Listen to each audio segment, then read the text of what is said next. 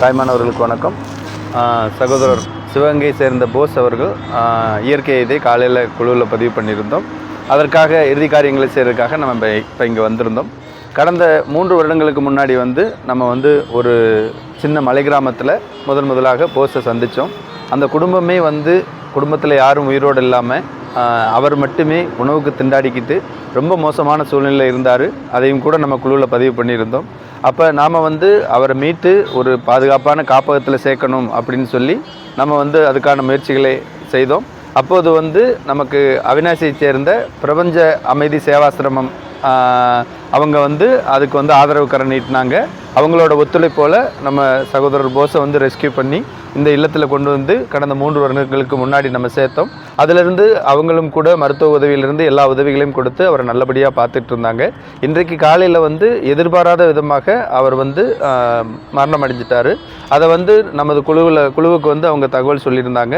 நம்ம குழுவை சேர்ந்த எல்லாரும் ஆளுக்கு ஒரு பக்கம் இருந்தாலும் கூட உடனடியாக அவசர நிலையை கருதி எல்லாரும் ஒன்று கூடி மதியம் 4 மணிக்கு நம்ம அங்கே போய் அதுக்கான ஃபார்மாலிட்டிஸ் எல்லாம் முடித்து அவரை இப்போ இங்கே அன்னூரில் இருக்கிற ஆத்ம நிலையம் அப்படிங்கிற எரியூட்டும் மயானத்திற்கு கொண்டு அவருக்கு செய்ய வேண்டிய எல்லா காரியங்களையும் செய்து நமது குழுவிலிருந்து நாமே எல்லா காரியங்களையும் செய்து அவரை நல்ல முறையில் அடக்கம் பண்ணியிருக்கிறோம்.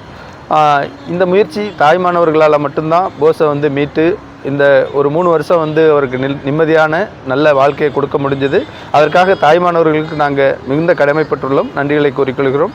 அதே போல் இந்த காரியத்தில் ஒத்துழைத்த ஆம்புலன்ஸ் இயக்கி வந்த சகோதரர் மற்றும் இங்கு ஆத்ம நிலையத்தில் இருந்த பணியாளர்கள் மற்றும் அனைவருக்கும் நாங்களும் இருக்கிறோம் குழுவின் சார்பாக நன்றிகளை கூறிக்கொள்கிறோம். அனைவருக்கும் நன்றி, வணக்கம். பிறப்பு இல்லாமலே நாளொன்றும் இல்லை, இறப்பு இல்லாமலும் நாளொன்றும் இல்லை.